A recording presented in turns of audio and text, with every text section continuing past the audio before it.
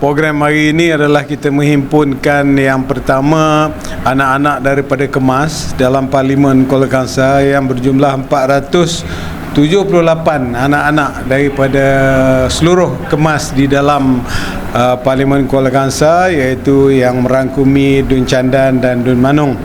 Dan juga kita juga melibatkan anak-anak daripada Sekolah Menengah Sultan Tajuk Arifin, daripada SK Lempur, daripada SK Talang, dan juga di SK Manung, SK Lempur, SK Talang dan juga Tajuk Arifin. Ya, empat buah sekolah yang bersama dengan anak-anak di peringkat Kemas. Dan hari ini tujuannya adalah untuk kita merasakan bahawa program yang dapat kita himpunkan anak-anak ini untuk meraihkan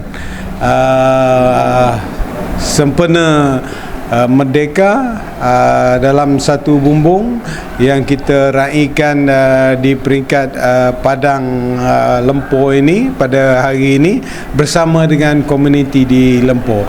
Dan di Lempur ini dia adalah salah satunya padang awam yang ada yang dapat kita tumpang, dan kita nampak program ini sungguh berjaya walaupun dalam separuh hari yang kita susun bersama dengan Kemas dan juga sekolah-sekolah di persekitaran di dalam Dun Manung. Kita nampak yang paling penting sekali apabila pembabitan di peringkat anak-anak itu di peringkat persembahan mereka, di peringkat penyajak-penyajak mereka, puisi mereka. Jadi ini sebenarnya dapat kita lihat apabila mereka dapat menghafal sajak-sajak mengenai dengan merdeka dan sebagainya, yang dapat menyemarakkan dan menyuntik semangat untuk cintakan negara. Itu yang paling penting. Ini jadi kita di peringkat Dun Manung kita usahakan untuk satu program yang dapat memberi satu kesan yang baik kepada anak-anak di peringkat Kemas dan juga di peringkat sekolah-sekolah yang berhampiran.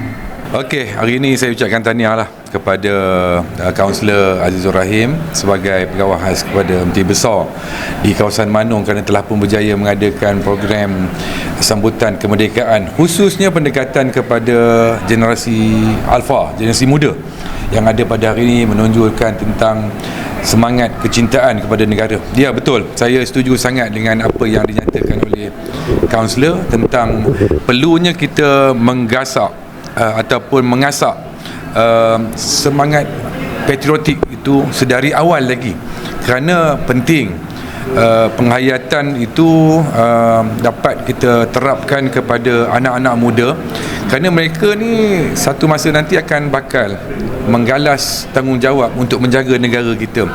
Tanpa semangat dan juga patriotism yang tinggi, saya tidak yakin mereka dapat menjaga kemerdekaan ini dengan lebih baik. Cuma dengan apa yang kita ada hari ini, sedikit sebanyak mengisi kemerdekaan ataupun semangat kemerdekaan kepada generasi muda ni, yang mana kita mahu sedari awal lagi semangat cintakan negara ini dapat diterapkan sebaik yang mungkin.